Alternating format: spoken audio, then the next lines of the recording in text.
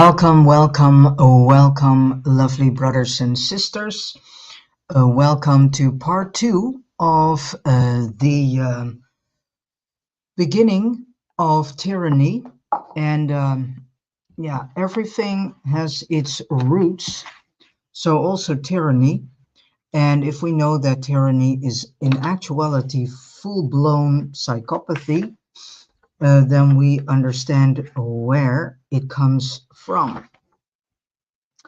So we start with today with the story about the Lady of the Lake, and we continue on as far as possible, because I hope to do this in 3 parts in actuality. First and foremost. All right, so let us start. I'm still reading from Wes Penre's papers, the second level of learning book. This study material is now available in book form. All right, the Lady of the Lake. All seemed to go well for quite a while, and eventually the Syrian workers in the mines and plantations were released and allowed to return home. Left were just the beast, whom Enki and Nin called the Appa. And there we have the word ape from Appa. So if we go look back to the book of Revelation, in where it is being stated about the beast, if we now know that the entire Bible story is distorted and completely inverted, then in actuality you can say that the book of Revelation contains bits and pieces of this story about the Appa, and that the beast is not really what people think it is. And if people think that this beast still needs to come, then they need to look closer to home, because the beast is already there. And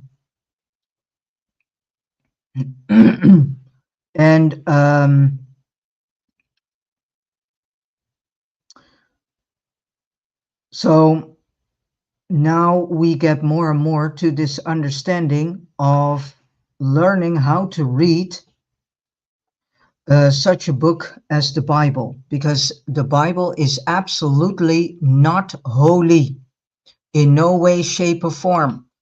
It is a twisted story. It's in actuality an inverted story. And so it's all those people who think it is the word of God. It's absolutely not the word of God.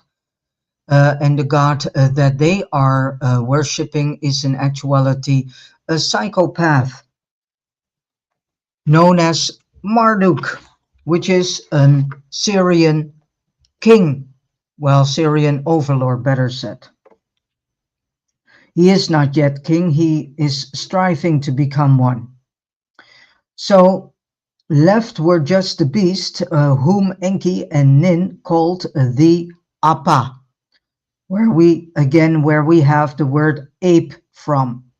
However, one day Enki traveled to the mines to see how his creation was doing, and was very shocked to see how badly they were treated. So Enlil had no respect for the Appa and drove them to their limits and whipped their black bodies bloody. Many of them died and others were in terrible shape. Enki was furious and told Enlil that this was not what they had agreed upon.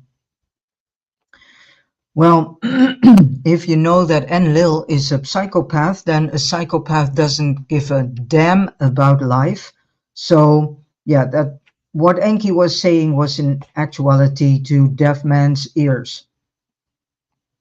So Enlil defended himself by saying that he needed to meet his quota, and these stupid beasts were supposed to be able to meet them. So if they were too lazy to meet them, he had to make them. Enki threatened to stop producing workers if Enlil didn't change his attitude.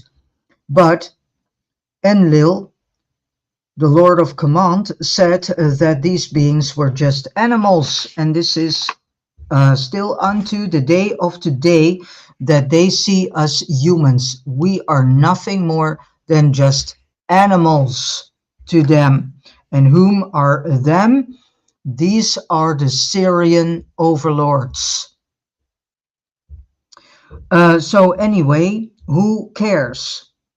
And King Anu wouldn't be too pleased if the production stopped because Enki refused to produce more workers, especially now that Syrian workers had left Nova Terra, because the Syrian workers themselves were lazy assholes.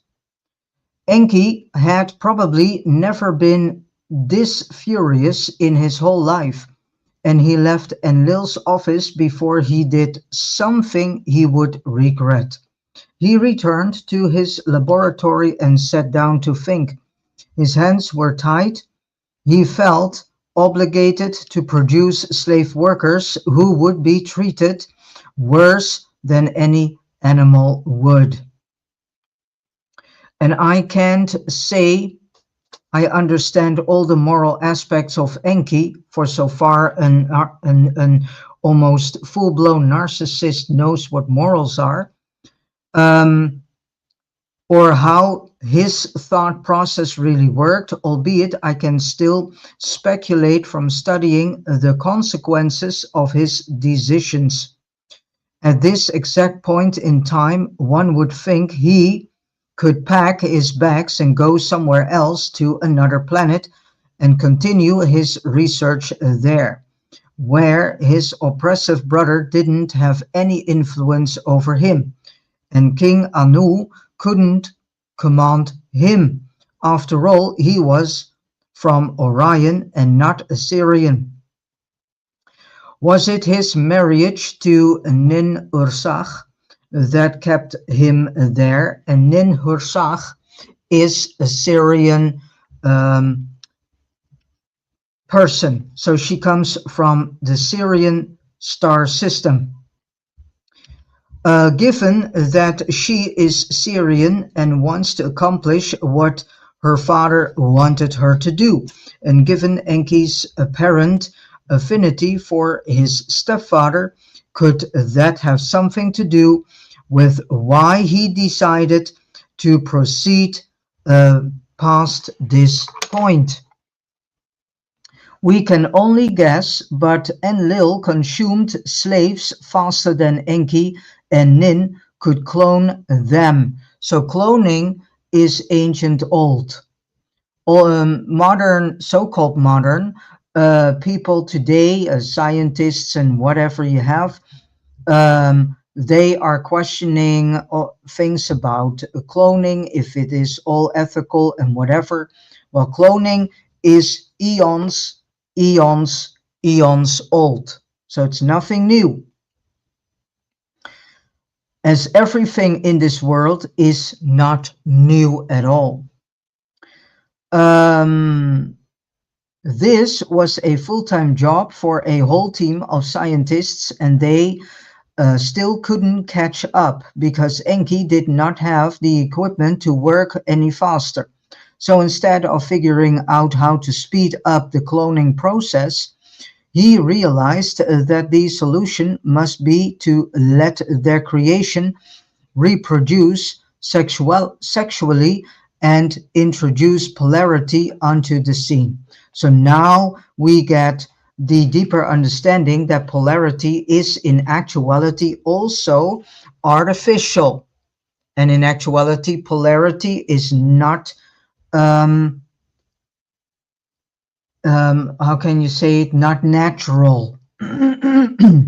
Everything is created in laboratories, so to say. Whole life. Enki returned from Mesopotamia, where he had been working for a while, to the high mountain in Siberia, upon which the sky met the earth, and there was this gorgeous deep and clear blue salt water lake. This is where he set up his laboratory, and this time he was alone to begin with. It was time for him to accomplish his dream to create a sexual human being which had the fire of the mother goddess in them. Through the depth of the Ka, he wanted to insert this special divine fire into the sexual feminine body he wished to create. This place that he had chosen was not random. Up here was where all the elements met. It was extremely electrical, with constant thunderstorms and incredible lightning bolts penetrating land and water. So one night, when the elements were all loose, Enki stood out in the rain and directed the lightning bolts to hit the lake one after the other. The electricity was incredible, and when the lake was charged to its maximum, the Orion master geneticist collected water samples and took them to his lab. He had vast quantities of quartz available, and his crystals and his mess were there with all the information to guide him, including everything he had learned from his mother, the Queen of Orion. Outside, the thunderstorms continued in the same furious manner.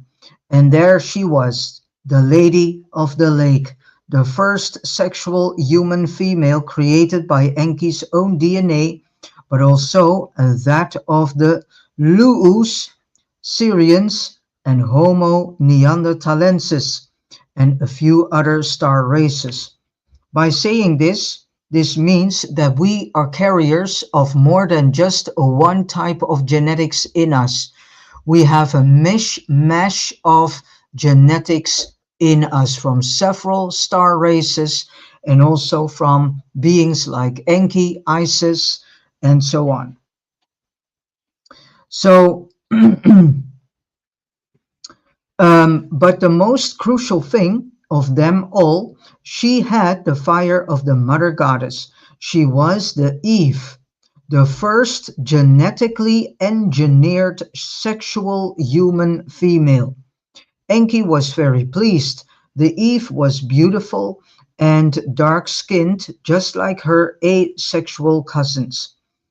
Excited by his success, Enki continued his work to genetically alter Eve to create a manipulated female by adding lots of testosterone, among other things.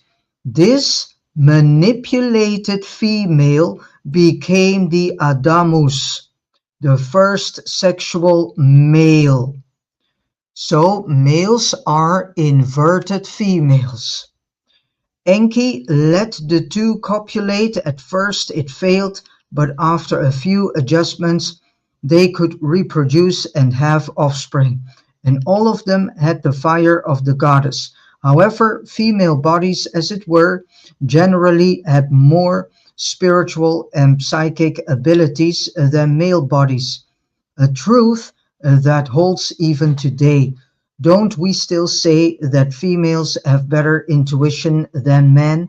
And there is for certain truth to that. The first time I heard the story of the Lady of the Lake is in the above fashion was on Robert Morningsky's website. But the Pleiadians also back it in many accounts. Here they say, your hypothalamus regulates the temperature and water in your body. You are water. You understand electrified water. The elements and balance of ocean water match the blood in your human body. Humans were made from the ocean.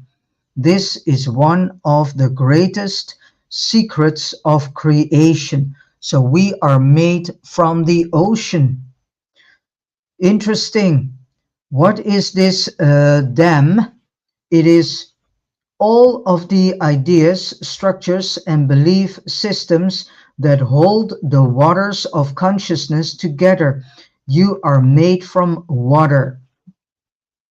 And the water in our bodies also is responding to our emotions. So I guess we can assume that via our hypothalamus, we can regulate and control our own emotions.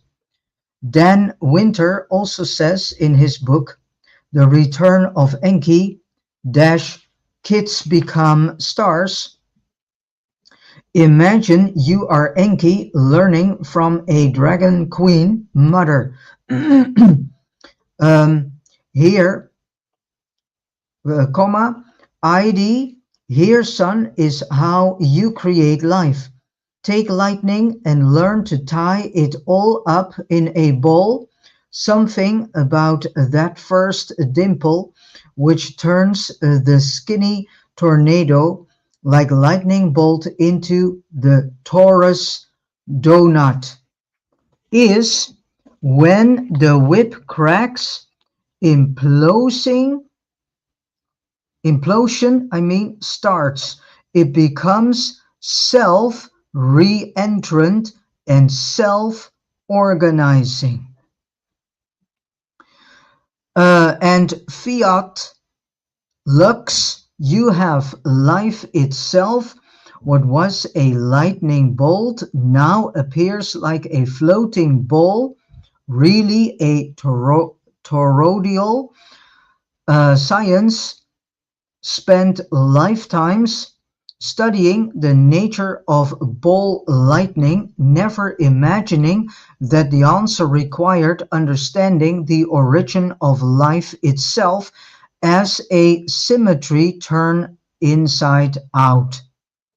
This is powerful information because it is how the fire is made.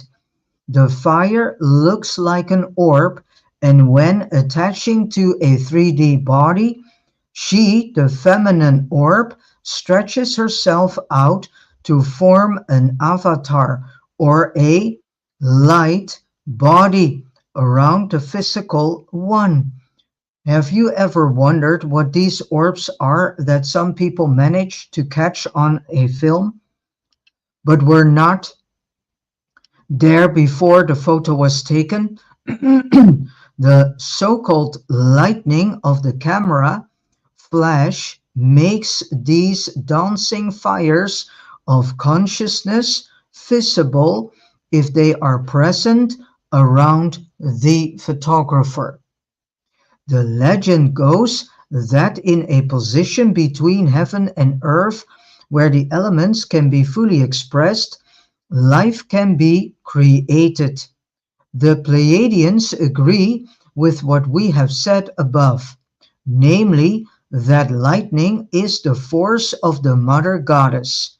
Enki was able to create, discover, and assemble molecules, encoding them with identity, frequency, and electrical charge to make life. Thus Enki had created a fire that not only came from the universe around him, but was created directly from the womb of the Ka, the spiritual universe, the mother goddess. Thus this fire had divine origins. By separating this fire and mixing the molecules in a manner only a highly skilled Kadistu could achieve, Enki created mind and personality, and all of this could be embedded in this new sexual form of humankind. This fire had the exact origin as that of the Namlu'u, whose genes he also used to create the vessels for this powerful fire. Each fire stemming from its own oversoul of fire was then split into many, many fragments, each one as big and powerful as the other. It was like having a lit torch and then using it to lit up another torch. Once the fire takes hold, it is still as powerful as the fire of the first torch, because of the manner in which Enlil and his Syrian team had locked the planet into 3D and linear time. Enki spread these fire fragments out over the vistas of time so that each fire could have more than one experience. So Enki knew that each vessel would die in a certain number of years, and the fire would leave the body and be recycled. But by also being fragmented over a long time period, the oversoul, which is the real you, would have a greater experience according to Enki's thoughts. This was Enki's experiment, which I want to call Project Elohim from here on. So in actuality, you can say we are this Project Elohim. The only problem was that the oversoul was waiting and waiting, but almost no fragments were reporting back to her, because her fragments were stuck here. It is like having a giant motherfish in one aquarium and putting all its baby fish in another. When the baby fish grow up and die, they cannot go back to the mother fish, assuming that was the purpose, because the walls of the aquarium are in the way. Sometimes a fire fragment or two slips through the grid and can return to the oversoul, but this is quite rare. Most fragments go back into the so-called tunnel of light, which is, of course, this false tunnel of light, which is a hologram, get implanted with amnesia and false memories, and get shot back down to earth in a new body again. So now, however, during the nanosecond from 1987 to 2012, we have had the chance to heal along the lines of time as I described it in level 1 of the Wes Penre papers. And that will eventually be the end of recycling-reincarnation. Once a fire fragment gets it and can escape after body death, the grip of the Syrian overlords cannot keep her trapped anymore. She is free to return, and if she has worked on herself spiritually, she can bring the other fragments with her, or let them complete their cycle. Once all soul fragments have reported back to the oversoul, the being is whole again and can continue her journey by doing whatever she wants. This is why it is so essential to work on our own spiritual growth and healing. Otherwise, we won't be able to complete the cycle at this time. More on this in upcoming papers. What Enki apparently didn't think about when he spread out the fire fragments of the oversouls was that the fragments would be stuck here and recycled and not able to reconnect with their, between quotation marks, higher self. Due to the Syrian entrapment, it often seems like Enki was only thinking in the moment without first considering the consequences of his actions. How familiar, because in today's life, many things that the governmental institutions and body and all those whom are manipulating and controlling us, they also do not think about short-term and long-term consequences of their actions. An explanation for why this happened could be that here on Earth it was harder to reach across the dimensions as Aryans and Syrians were used to doing, um, better said, due to Earth's dense environment. Even the so-called gods were trapped here due to Enlil's grid and the closing down of the stargates. But with a little effort he could have done it and seen that this creation was bound to suffer on many, many, many levels before they could set themselves free, if ever be able to set themselves free. Eventually he seems to have realized this, but then it was already too late. Far too late. His solution to this problem, as we shall see later, was not that brilliant either. So Enki is indeed not such a brilliant being at all. Okay, his only brilliance is that he is a so-called good geneticist, but that is it. That's the only thing he is good at, but the rest, he is lousy. Um, so his solution to this problem, as we shall see later, was not brilliant either, and some would say it only made the problems and matters worse. So integrating this between quotation marks Project Elohim with earlier experiments. Enki's new creation was met with much skepticism and critique from the Syrian overlords. They understood the dilemma with cloning if it had to be done so quickly. Each generation of cloned Appa would be an inferior copy of the one before, and the whole species would deteriorate over time, producing weaker workers. No one seemed to question Enlil's way of treating Enki's creation. However, and very little consideration was put into the fact that Nin and Enki had to work themselves off to total exhaustion, to the brink of burning out, to catch up with Enlil's quick consumption of human prototypes. Enlil, of course, did not like the idea of a sexual human for many reasons.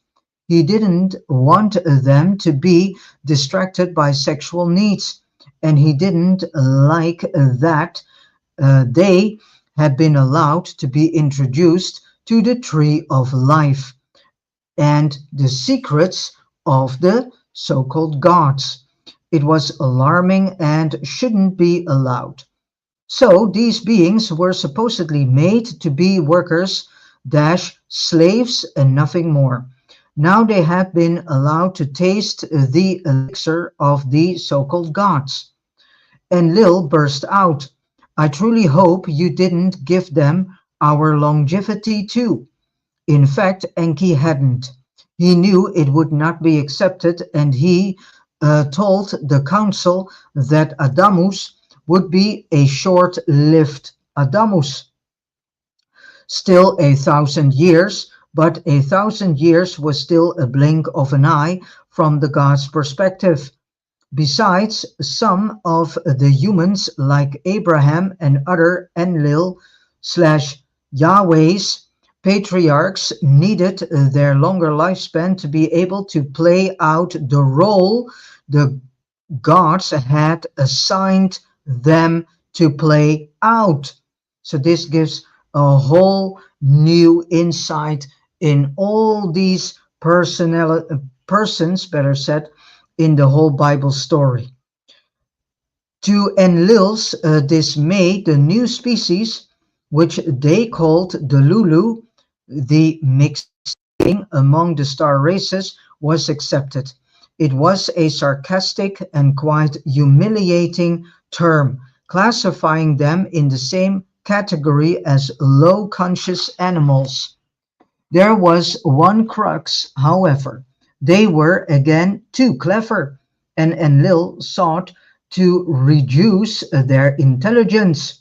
This time, for some reason, the council voted against Enlil, who, in his fury, said that at least the copulation had to be supervised, and it must be supervised by him, Enlil himself, and males and females needed to be separated so they didn't go berserk on each other. On these 2 points, the council agreed, and Lil calmed down a little. Enki had mixed feelings. He didn't like to be supervised by his oppressive brother.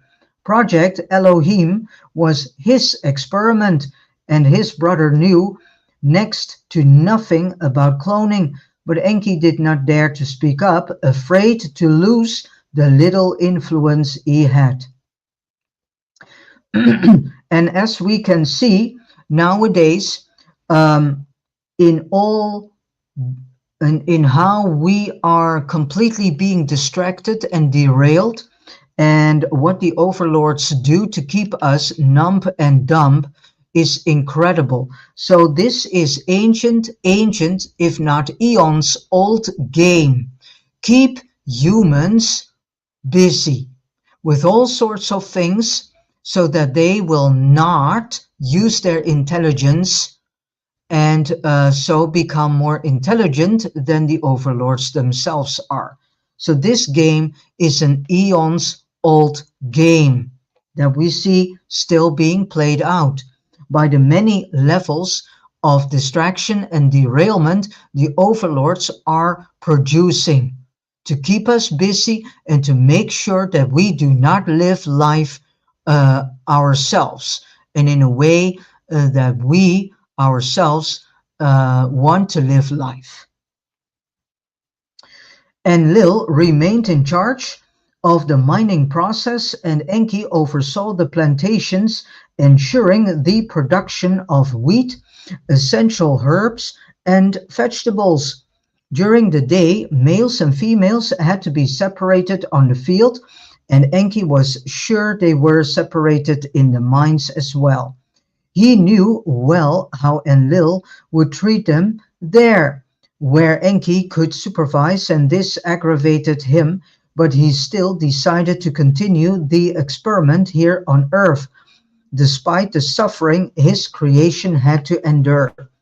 At times, an excited Enlil showed up on the plains with a line of chained Lulus, whom he thought were standing out by being strong, obedient, and just intelligent enough to understand his every command. In other words, from Enlil's viewpoint, a less intelligent Lulu was a better Lulu. So now you get to understand why they have changed the entire educational system and make sure that the children of today will become workers for the future. And now you also understand why they do everything to make sure that every form of humanness and human creativity is being taken out of this world. And we can already see this in so many aspects of life. Walk in the shops and you see that more shops becoming humanless, synthetic in presence, in synthetic in experiences, and everything that can bring some liveness in things is being taken out, and this will become more and more and more. The overlords want to have a sterile world, no humanness, and they want to have us into a new level of enslavement. So this is the reason why they do not want to have us anything for ourselves. No hobbies, no things we like, no books, no whatever. Not even an own home. So this is one of the main reasons why all these agendas of the World Economic Forum, this um, Agenda 21, which is the agenda of the 21st century, is being rolled out through all these ridiculous so-called green agendas, which are not green at all. All these agendas of the World Economic Forum are based on total destruction of every life form on this planet and the complete destruction of humanness and thus humanity. He wanted them to reproduce so he could obtain strong, obedient offspring for the minds. Enki put the chosen ones together in a cave, 2 by 2, under his brother's supervision. Enlil told him who was going to mate with whom, and there in the caves offspring were made. So Enlil was not the chief administrator of Terra Nova when the Titans were gone, and was also in charge of all projects that were going on by Syrians, except Project Elohim, which Enki had managed to talk himself into remaining in charge of, although Enlil had the last word when deciding who was allowed to reproduce. Enlil stayed at the plantations for quite a while, long enough to think it was appropriate to build a big cabin on one of the hills from where he could overlook the production down in the valley. The sun was extremely hot, and the plantations had to be watered constantly by a sprinkler system, which also kept the workers relatively cool. Under Enki's supervision, they were handed food 3 times a day. But now, when Enlil came visiting, that changed. The workers were fed once a day in the evening, and they all had to beg for it.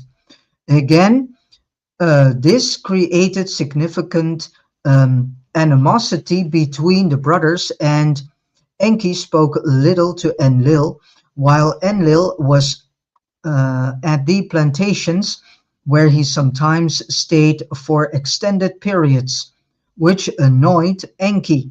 As soon as his oppressive brother left, however, Enki allowed the males and females to join together and copulate in the evenings in the garden across the plantations.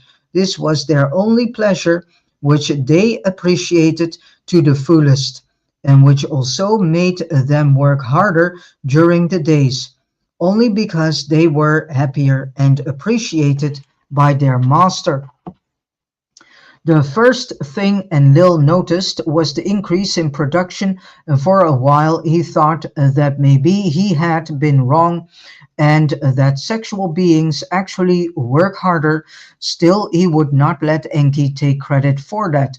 Of course not, because Enlil is a psychopath, and psychopaths do not like to share credits. So he told Enki that he needed the production to increase further. The demand was great, and he said Enki was not, and the demand was great, he said. So Enki was not stupid. He knew what went on in his brother's mind, but he couldn't do anything about it as long as Enlil was in charge. However, he still let the Lulus reproduce freely in the garden. But Enlil became suspicious because Enki had far too many workers in the plantations. Many of them were asexual, but something was not right. Several of them behaved differently, although they apparently tried to conceal it. They were more intelligent and far more aware of all the things that were happening. When he realized what Enki had done, he ran into his brother's office and started screaming and shouting and accusing him of breaking their agreement, and worse.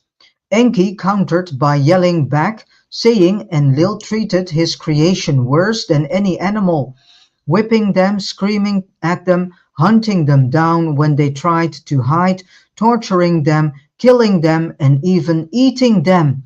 And mind you, all this, what I'm naming here, is still going on unto the day of today. And all these labor camps that still are around in this world, in China, in the area of China, Alaska, and so on, in some parts of Russia, all these labor camps are in actuality still representing this Enlil regime. Nothing is gone. Nothing has changed in this world. It looks modern, but it is not. Only the what you can say, the decor has changed. That's it. But the rest stayed the same. So really, nothing has changed in this world for eons. Enlil said there's nothing wrong with that. Of course, he said that because a psychopath has no emotions and no feelings. So he does not see what he's doing wrong. After all, they are only Lulus and as such dispendable. The entire outbreak ended in a fist fight and the two had to be separated. When Enlil calmed down enough not to attack his brother, and with 4 strong reptilian guards holding him back, he wheezed between his teeth while catching his breath. I want all these filthy Lulus of yours out of the garden. The garden will from now on belong to those paying allegiance to me and who follow my commands. And now we come to the actual base root of the so-called 10 commandments in the Bible. These commandments are the commandments of Enlil. And all those whom are obeying these commandments, they are clueless in the fact that they are in actuality obeying Enlil / Marduk / the so-called God the Father / Jesus. You can take your misfits and let them free in the woods, he said to his brother Enki. I hope they will get killed by tigers and bears. I from here on declare the Garden of Eden my property. Enki gathered his creations, those willing to follow their creator, and departed into the forest. There were still quite a few sexual humans who were too afraid to follow Enki. However, Enlil had scared them in such a way that they didn't dare to leave the garden and to leave Enlil, because he told them that if they would leave the garden, they will be eaten directly by tigers or bears or whatever. He said it was extremely dangerous out there, with horrible monsters, demons, and man-eaters behind every tree, so they wouldn't survive a day out there. Out of fear, many Lulus remained with Enlil and became his obedient property. This was probably the time when most Syrians, and Enki as well, took on human bodies to blend in with the human population. So not every human is a human. Although it seems like the bodies they created for themselves were taller and perhaps even stronger than the ones used in the slave camps, we still see some reptilian artifacts from more recent times, which may be because not all of the gods changed body types or only did so when the old one ceased to function correctly. Some of the statues and statuettes we see may also depict Syrians and other star races manifesting in their avatars.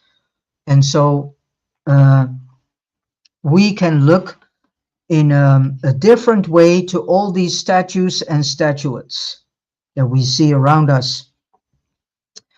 All right, the tree of knowledge and the tree of life. Enki, on the other hand, decided to educate the smartest of the Lulus and teach them about their own history, the history of the gods and how they came to be.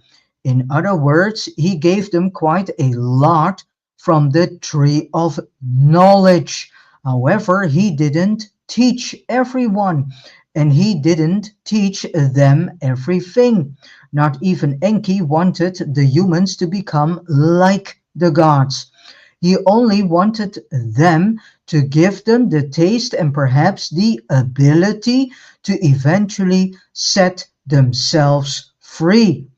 He spent considerable time with his creation, observing and teaching it. He taught it how to create fire in the woods at night to keep wild animals away. So everything that we humans nowadays do have we learned, better said, our ancestors, our forebears have learned it from Enki himself. And this is also what is being stated in the book of Enoch. So he taught them which plants to eat and how to hunt. He even taught them to draw, an art they used to create cave paintings and stone carvings. Enki taught them basic survival skills, but the most intelligent of the Lulus he took aside and spent extra time with, teaching them more esoteric knowledge about astronomy, astrology, and the origins of the gods. This knowledge was kept secret within a secret society called the Sisterhood of the Snake, and another, the Brotherhood of the Snake, and both are still existing unto the day of today, although the Brotherhood of the Snake has become bigger. Many of the Sisterhood of the Snake organizations, they got unfortunately infiltrated and hijacked. But they're still there, composed solely of males whose purpose was to protect the females and their wisdom. So the Lulus he took aside to teach what later became shamanism. Shamanism is all about having yourselves connecting with the mother goddess. And so it's all about the wisdom of the feminine goddess, mother goddess.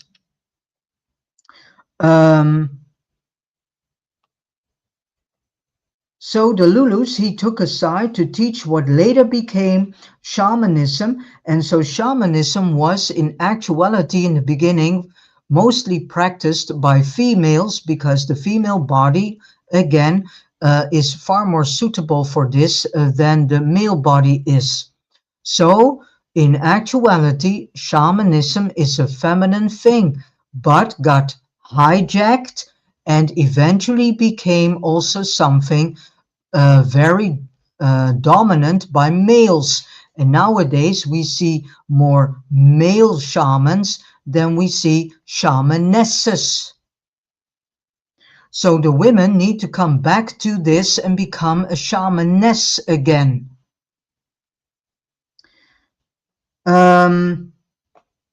Because Enki, being an Aryan, better said from Orion, knew about the divine feminine, Although he supported his father, the Syrian king Anu, in many ways, he still loved his mother, the queen of the stars, and respected the power of the divine feminine.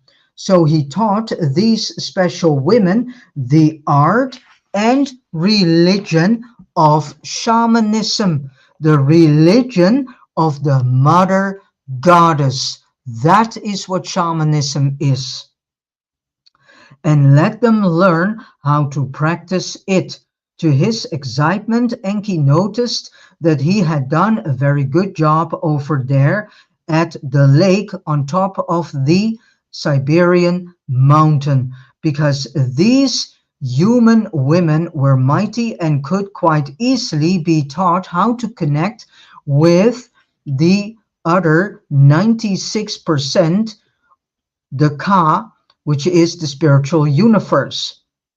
So shamanesses are able to have themselves connected with the 96% of the universe, because we are locked in the last 4% of the universe.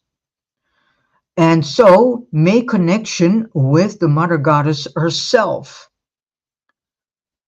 Although to a certain degree it concerned him, because if the Syrians happened to find out, they would definitely want to suck in that power. He knew his Syrian friends too well, so this was reason enough to keep even most of his own special creation ignorant. Therefore, Enki selected his own best shamans and had them practice, and when other women showed sufficient talent in the matter, he sometimes taught them as well. But he didn't want too many to know the secrets of the gods. So the Bible states that Adam and Eve ate from the tree of knowledge and the tree of life, and this is associated with original sin. Well, there is no original sin in the first place, except in the eyes of some gods, like Enlil, who is Yahweh, who is Jehovah, and his clan, who wanted to keep mankind ignorant and afraid that they would become like the gods. If that is our original so-called sin, mankind is guilty as charged. However, in terms of the universe, it is called evolution. The tree of knowledge is the wisdom of learning about sexuality. The true tree of knowledge does not only teach you how to be intimate with a partner in general. That is something a sexual being can find out by themselves. The tree of knowledge has to do with sex magic and how to connect with the Ka, the spiritual universe, through the female orgasm and close intimacy between partners who love each other, as we talked about already in the first paper in level 2. This was learned at the beginning of time through shamanism. And here I come back to the fact that many Christians think that shamanism is paganistic. Well, it's not paganistic. And here we see how so many Christian believers do not understand what shamanism and actual paganism really is. And I have the idea that paganism is in actuality another form of shamanism too.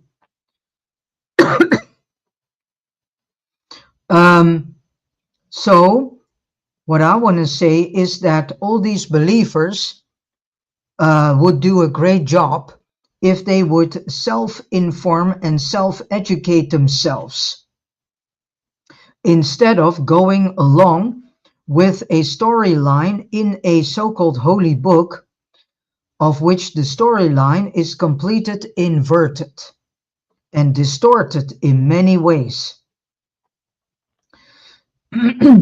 A religion originating in the belt of Orion, of which Enki was aware. He initiated some of the women into these sacred rituals. This way, if each tribe had a shaman or two, these gifted women of fire could become multidimensional while still anchored and grounded in their bodies. If the tribe needed to know the outcome of critical decisions or the solution to a specific problem, the woman, better said women of fire, split and extended their fire across the dimensions by engaging in ecstatic dance and sacred sex to achieve the best possible outcome for the tribe's survival. So the best of them were highly successful and considered crucial to the tribe's survival. The men of the tribes protected the women of fire with their lives. The tree of life concerned the longevity of the gods. This was another piece of knowledge that Enlil and most Syrians did not want the Lulus and thus us to know. It concerned blood, the life elixir of the goddess, the S-Ma. So S-Ma. Again, the Pleiadians explain it best in one of their books, and I quote, "In this version of creation, woman sprang from a man. This is not so. It is always the goddess who knows the scoop on making life because it is the goddess who carries the blood." So here, another piece of the Bible that was incorrect. Eve didn't came out of Adam, it was completely the other way around. Adam was the inverted Eve, because males are inverted females. The Bible relates the story of the tree of life and the tree of knowledge. The tree of knowledge allows you to be informed. Sexual ability and practice equate to the tree of knowledge, the tree that humans were forbidden to eat from. They were forbidden to participate as well with the tree of life. So what is the tree of life? Many think that the tree of life is something that grows a fruit. It is rumored that through ingesting this fruit of the tree of life, you can gain immortality. In ancient times, it was understood that this fruit was the blood of the goddess. That was the fruit of the tree of life. Think of your body and your nervous system as a tree. The stories are not talking about fruits on trees, but to the fruits of the body, the secretions and substances that are indeed gifts of the gods. For eons, the gods have been steering you away from this knowledge. To have sex with a woman when she is on her blood time is one of the highest vibrations because you go through doorways into other realms. To share the blood is to take on the higher consciousness.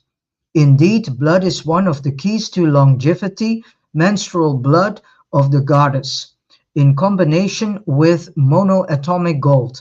This is how the gods, so-called gods, did it and still do. Here on earth, we also have access to the blood of the goddess through women's menses. The fire of the divine feminine still flows through her bloodstream today, more so than it does men. Because the female came first and men are just altered females. I.E.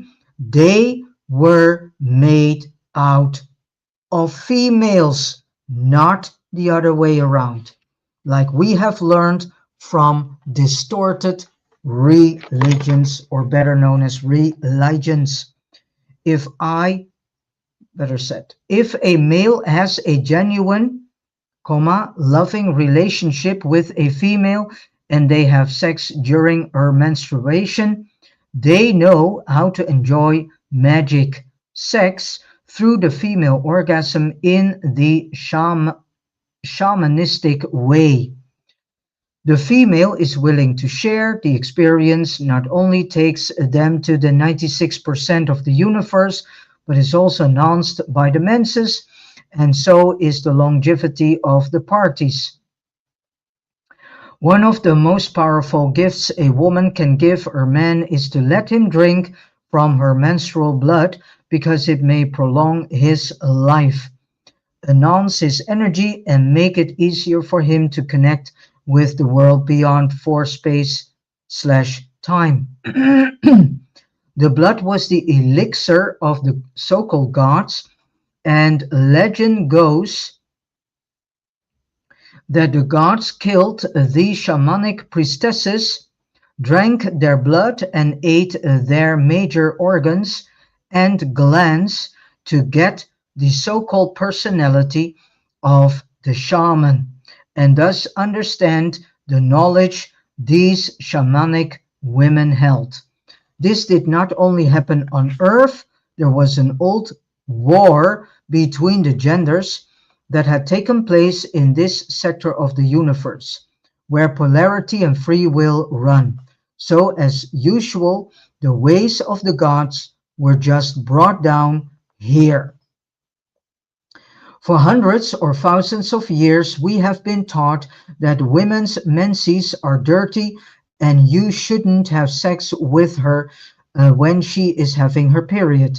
Now it is easy to see how they have managed to manipulate us into thinking that we would better stay away from sex while our partner is having her period, when in fact this would be the best time to engage in that, except if you are planning on having children, of course. Also, the women's periods are the perfect time to have unprotected sex for those who prefer that. It is nature's way of saying now you can have sex without being pregnant. Want to be pregnant, then have sex when you are fertile. In ancient days, they didn't have any condoms or pills to prevent pregnancy. But when they had the proper knowledge, they knew when to have sex and when not, depending on the women's cycle. After teaching the most brilliant of the Lulus most of these things, Enki made them teachers who taught others they deemed worthy of the gods' knowledge. The rest remained largely ignorant. So whether it was Enki's intention or not, this was the beginning of elitism. Enki indeed bred bloodlines which were for more than others and far more than others who could understand the secrets, and later on he set them to rule over mankind. And these are the ones that we call oligarchs or cabal or whatever label we have given to them. But there are in actuality the elites.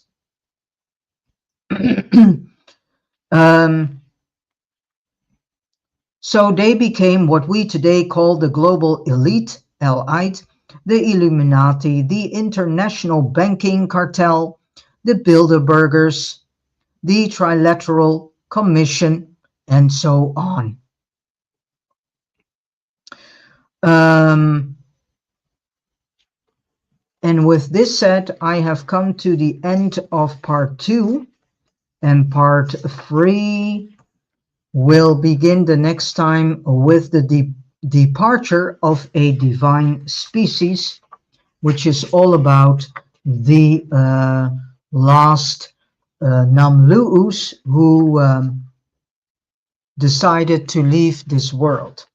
Then we have the Cain and the Abel bloodlines, which was also an experiment. And then it's done. So this chapter will be 3 parts. All right, I sincerely hope that this information gives you food for thinking. Please ponder upon it and ask your own spirit to help you to get a more in-depth understanding of the information that you have listened to.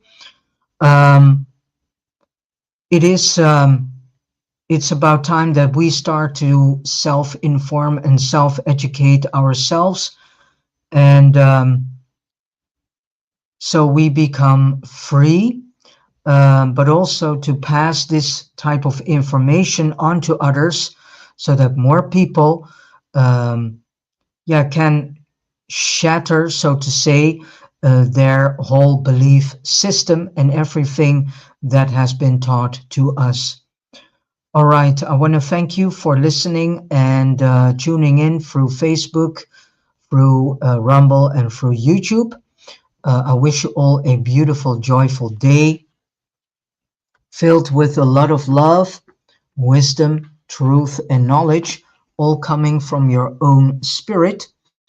And let us listen to a nice piece of music created by Ben Sound.